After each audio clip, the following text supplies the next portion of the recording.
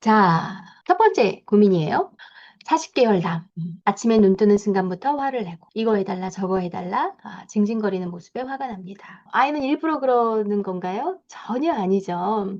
두 가지 중에 하나일 거예요. 하나는 컨디션이 안 좋은 거죠. 주된 이유는 잠이 부족했을 가능성이 굉장히 높아요. 또 하나는 인간의 이제 기본 욕구들이 있는데 채워지지 않았을 가능성이 있는 거죠. 이제 제프리 영이라고 하는 그 심리학자는 인생의 덫이라는 개념을 만드신 분인데 누구나 인간이라면 채워야 되는 기본적인 욕구가 5가지가 있다라고 얘기를 했어요. 이제 거기에 해당되는 것들이 애착에 대한 욕구죠. 꼭 신체적으로만 붙어 있는 게 아니라 정서적으로 연결되어 있다는 느낌. 그런 거가 이제 굉장히 중요하게 들어가고요. 또 하나는 자율성에 대한 욕구죠. 내가 스스로 정하고 싶은 거, 내 마음대로 하고 싶은 거. 또 재미와 유희에 대한 욕구예요. 내가 마음이 가는 놀이를 정답이 없는 혹은 제약이 많지 않은 상황에서 자유롭게 놀아보는 이런 것들도 인간의 기본 욕구에 들어가요.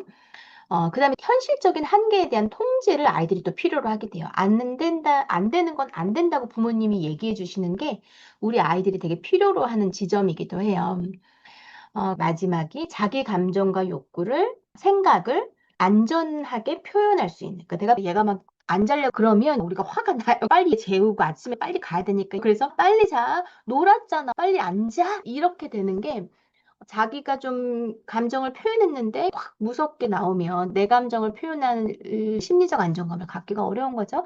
그래서 이런 욕구들 중에 우리 아이가 뭔가가 좀 채워지지 않으면 계속 이렇게 트집 잡고 막 짜증내고 이렇게 될 수가 있어요. 지금 두 가지 말씀드렸어요. 컨디션이 안 좋거나 아니면 욕구 불만이거나 사실 우리 아이가 어떤 욕구가 지금 안 채워지고 이런 거는 조금 더 보기가 어렵고 우선 우리가 좀 체크해 볼 수 있는 건 컨디션이에요. 자, 설문해 보겠습니다. 우리 아이는 아침에 깨우지 않아도 개운하게 일어난다. 면 1번, 깨워야 일어난다.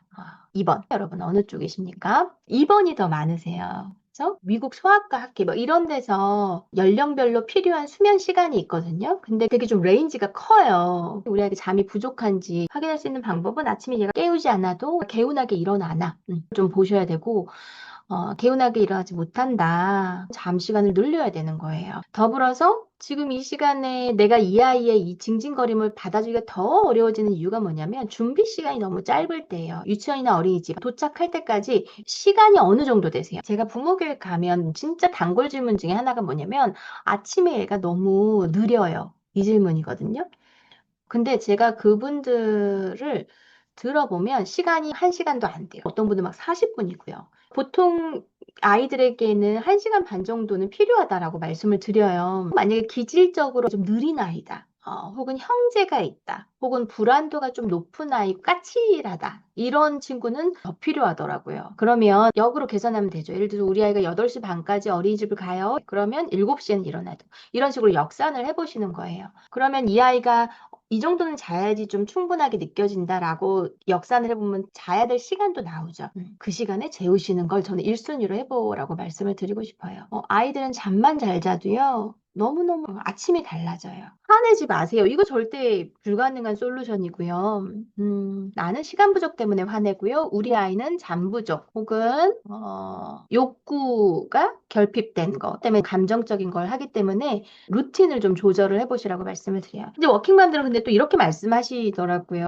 퇴근하고 오면 막 부랴부랴 밥 먹이고 애가 엄마 하루 종일 못 봐가지고 엄마랑 더 있고 싶어 하고 그래서 재우기가 너무 어렵다. 안 자려고 하고. 근데 이게 조삼모사예요. 밤에 좀 늦게 재우고 아침에 짧게 시간 보내는 거랑 밤에 짧게 아이랑 집중적인 상호작용을 하고 그 다음날 조금 여유 있게 보내는 거랑 시간대를 좀 바꾼다 생각하시면 좋아요. 그래서 퇴근하고 오시면 일단 하루 종일 엄마랑 떨어져 있어서 엄마 아빠를 그리워했을 아이에게 기쁘게 오늘 보고 싶었어. 이렇게 인사해 주시고요.